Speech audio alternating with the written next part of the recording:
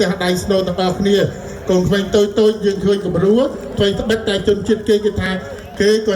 มีจัดโจรวมจำนวนในยังไงมันจังมา So we not only invited just Cambodian people to celebrate our Khmer Cambodian New Year, but we would like our neighboring country to come and experience and know what a Cambodian New Year look like. So we invited our neighboring country Hmong. They're gonna come and perform 3 different dances all in set, and I have it here. And the first one's gonna hold on. The first one, so fine, right? Yeah, the Hmong sing. Yeah, so the first one's gonna be danced by Nkauj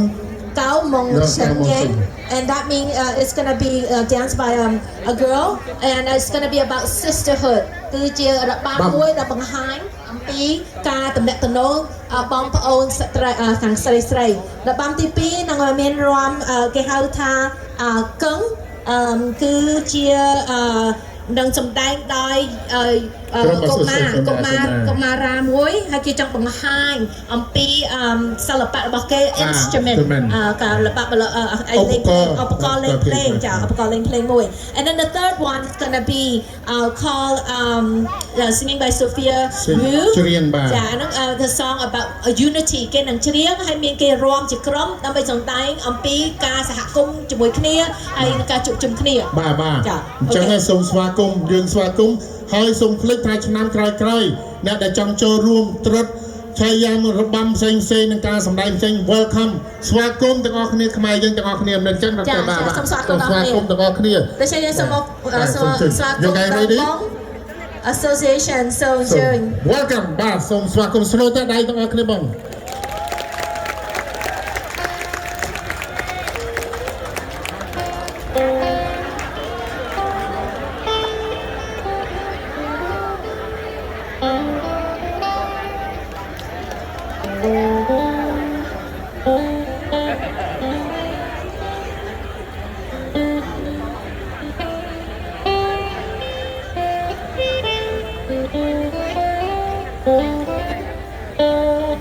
អ